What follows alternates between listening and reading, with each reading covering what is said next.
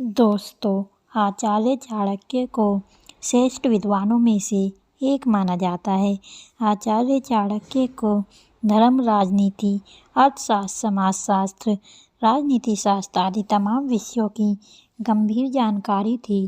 चाणक्य द्वारा कई शास्त्रों की रचना भी की गई जो आज भी मानव कल्याण के लिए उपयोगी हैं। उन्होंने अपनी नीतियों में काफ़ी कुछ लिखा है। उनके द्वारा बताई गई हर एक नीति मनुष्य के जीवन में लक्ष्य पाने के लिए प्रेरित करती है। यदि इन बातों को गौर किया जाए तो व्यक्ति कई तरह की परेशानियों से बच सकता है। आचार्य चाणक्य ने अपनी एक नीति में बताया है कि अगर आपका कोई अपमान करे तो किन तरीके से उसे मुंह तोड़ जवाब दें। दुश्मन को मुंह तोड़ जवाब देने के लिए वीडियो को लास्ट तक देखना होगा, तभी आपको सब कुछ समझ में आएगा। चलिए शुरू करते हैं। आचार्य चाणक्य का कहना है कि मनुष्य के जीवन में अपमान मौत से कम नहीं होता है। कई बार आपके जीवन में ऐसे लोग आते हैं जो बार बार हर बात में आपकी बेइज्जती करने की कोशिश करते हैं। अगर आपकी किसी ने सरेआम बेइज्जती कर दी तो जीवन में उससे बड़ा कोई दुख नहीं होता। ऐसा इसलिए होता है क्योंकि आमतौर पर मनुष्य जिस चीज़ के लिए सबसे ज़्यादा घबराता है वो है अपनी इज्जत। मनुष्य हमेशा सोचता है उसकी बेइज्जती ना हो जाए। हालांकि कई लोग ऐसे होते हैं जो अपमानित होने पर उसका मुंह तोड़ जवाब नहीं देते। ऐसा करने वाले इंसान को जिंदगी में कदम कदम पर अपमान का घूंट पीना पड़ता है। आपको तो पता ही होगा दोस्तों, अपमान का घूंट जहर से भी ज़्यादा कड़वा होता है। अगर आपका कोई बार बार अपमान कर रहा है तो उसे वहीं रोकिए।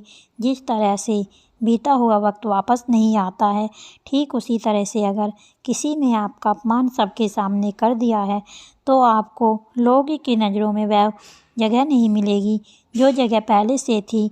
इसलिए अगर कोई आपका अपमान करे तो उसे उसी समय मुंह तोड़ जवाब दें। आचार्य चाणक्य का कहना है कि अपमान का घूंट जहर से भी ज़्यादा कड़वा होता है। इसी वजह से इंसान का जीना मुश्किल हो जाता है। जख्मों को फिर से याद दिलाने की कोशिश कई बार होता है। अगर आप उस अपमान को भूल जाएं, लेकिन आपके आसपास के लोग ऐसा नहीं होने देंगे।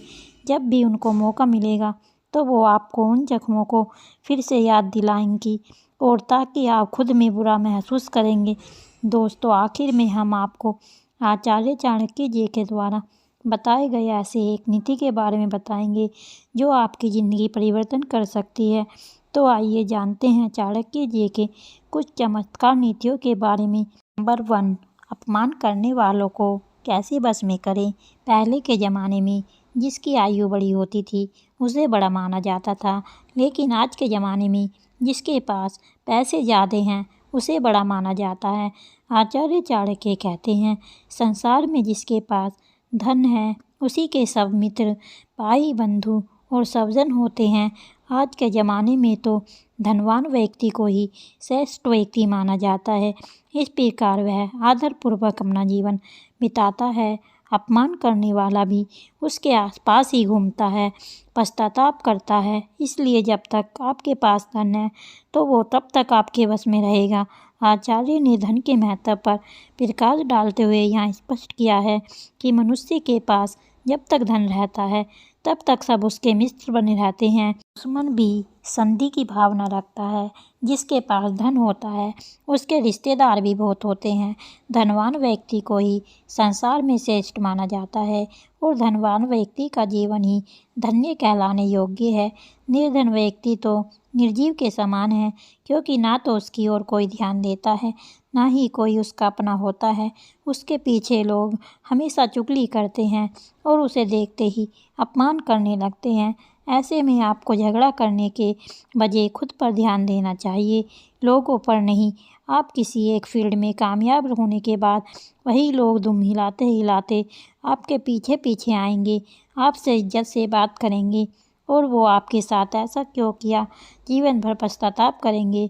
अपमान करने वालों को इससे बड़ा मुंह तोड़ जवाब क्या हो सकता है?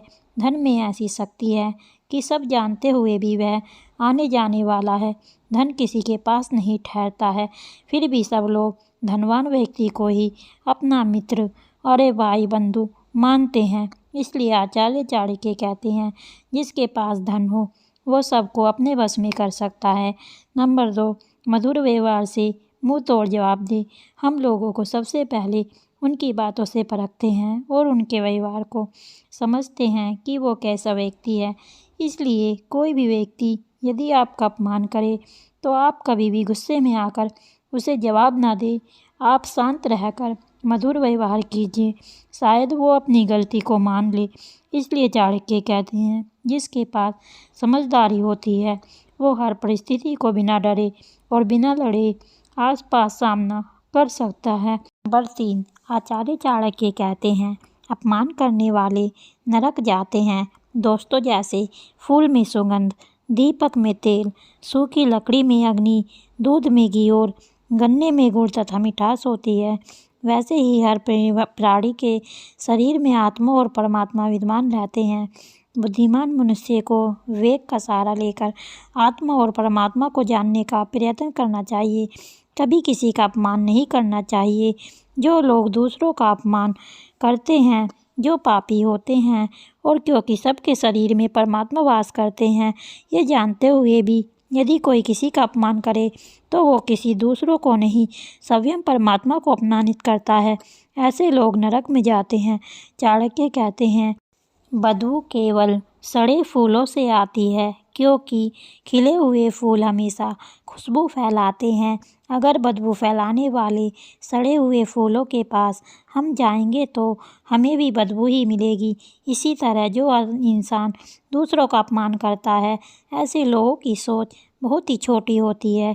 इसी कारण वे जीवन में कभी कामयाब नहीं हो पाते हैं। इसीलिए जिन लोगों को दूसरे का अपमान करना अच्छा लगता है, उन लोगों से दूरी बनाए रखने में ही भलाई है। नंबर 4, अपमान करने वाले लोग। दोस्तों, यह लोगों की बात ऐसी होती हैं जो कभी कभी हमें अपमानित महसूस करवाती हैं, लेकिन यह बात हमें गहराई से समझने के लिए कभी कभी 8 से 10 साल भी लग जाते हैं और बाद में समझ आता है कि वह बात सही थी। इसीलिए दोस्तों, इस तरह के लोगों को नीचा दिखाने की बात तो आप अपने दिमाग से हटा दीजिए और ऐसे लोगों से ऊंची आवाज़ से बात कर तक भी नहीं करनी चाहिए, क्योंकि वह लोग अपमान के जरिए हमें सीखने, समझने तथा परिवर्तन करने वाली बात बोलते हैं। नंबर 5, आचार्य चाणक्य कहते हैं, अपमान करने वाले लोगों से बदला लेने के लिए कभी भी नहीं सोचना चाहिए। गुस्से से बदला लेने के लिए सोचने से पहले अपनी सुरक्षा के बारे में सोचना चाहिए।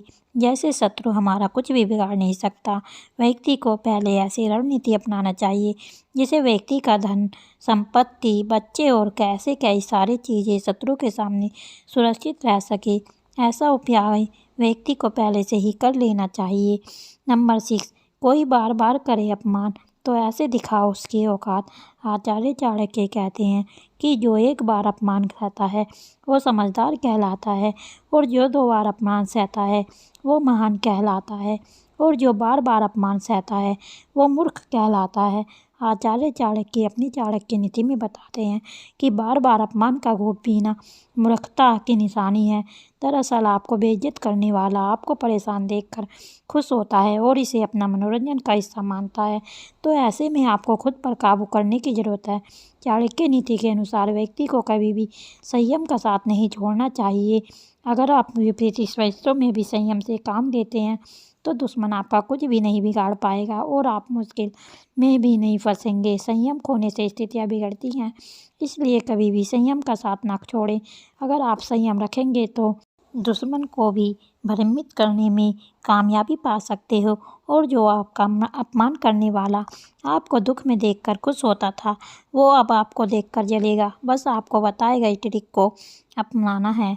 अपमान करने वालों को सही रास्ते पर कैसे लाएं। दोस्तों, आप सबको याद होगा कि हम स्कूल में कहते थे सर्वे भवन्तु सुखिनः। दोस्तों, आज के समय में कितने लोग इस बात पर चलते हैं।